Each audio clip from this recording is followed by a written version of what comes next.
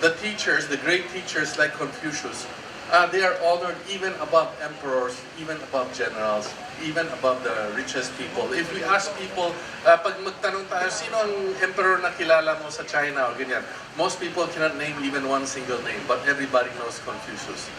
And we have temples, we have more temples and gardens for Confucius than any emperor in the world. And I think that a very interesting story Wilson told me once when he visited China, the hometown of Confucius.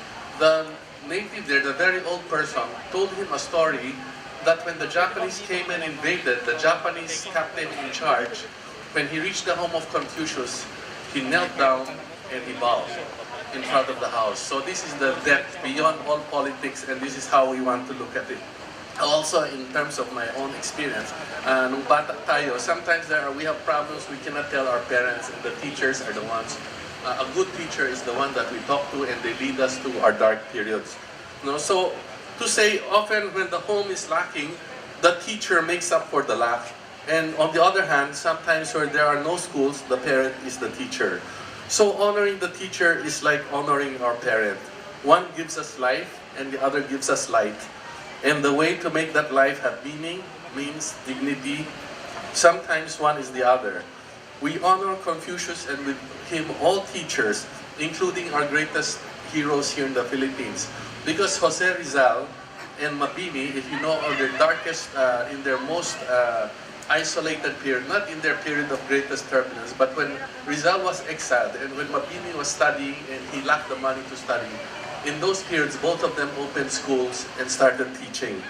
So those of you who are with us and those who are not with us, who have devoted your life to this most valuable of tasks, even as it is known to be economically unrewarding here, but it is the most sacred task that brings civilization forward. So teachers teach not only knowledge but balance, purpose, and our role in society, virtue, and the common good. And Confucius once said, to be worthy of a position is greater than actually attaining that position. So this is to go to the essence of what we have to do in life. If we don't get the position, but if we are worthy of it, that is an even greater achievement. So throughout Asia, Korea, Vietnam, Japan, Indonesia, everywhere, and here also in the Philippines, we celebrate this day, not for Confucius, but for all educators. For the nation to thrive, education has no equal as the best return for investment. In working for education, a large part of it must be working for and with the teacher.